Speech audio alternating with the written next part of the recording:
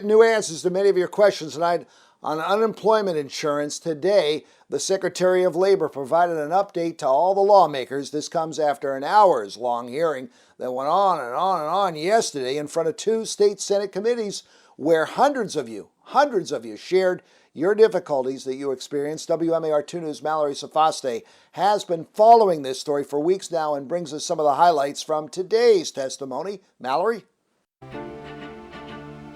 It's taken a House committee briefing to get the Secretary of Labor on the record, but today many of your unemployment questions were answered, including what happened to my benefits and can the state do away with weekly claim certifications. The top complaint has to do with unanswered calls.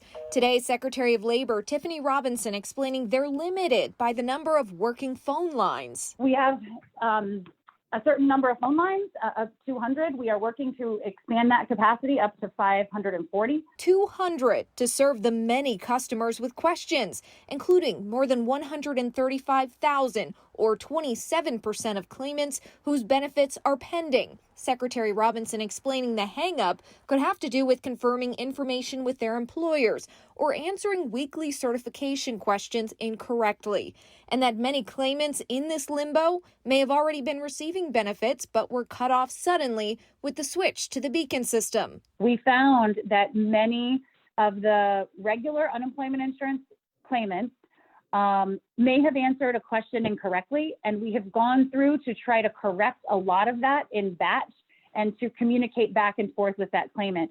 We also have a lot of claimants who are receiving payment and whose employer, when they first were laid off and responded to their claim, put in a return to work date. So that triggers a stop of their weekly payments, and it triggers a need for our team to contact the employer and get something in writing from them that tells us, no, we're still closed. We want to extend that return to work date. Delegates wanting to know what can be done to simplify the process, and eliminating the weekly claim certifications is not one of them. The federal government will not allow us to waive the weekly certification requirement. Secretary Robinson reiterating her team is working hard.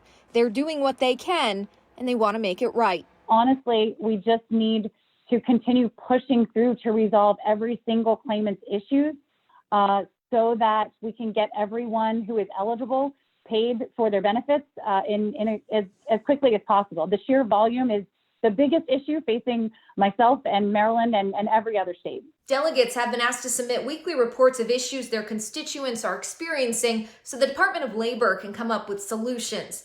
And we'll have more of the Secretary's answers to lawmakers' questions on our website.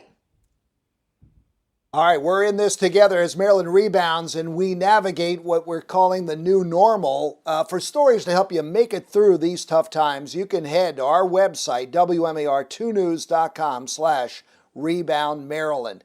And you can join our Facebook group. It's called Rebound Maryland. You'll have a discussion there on how we rebound.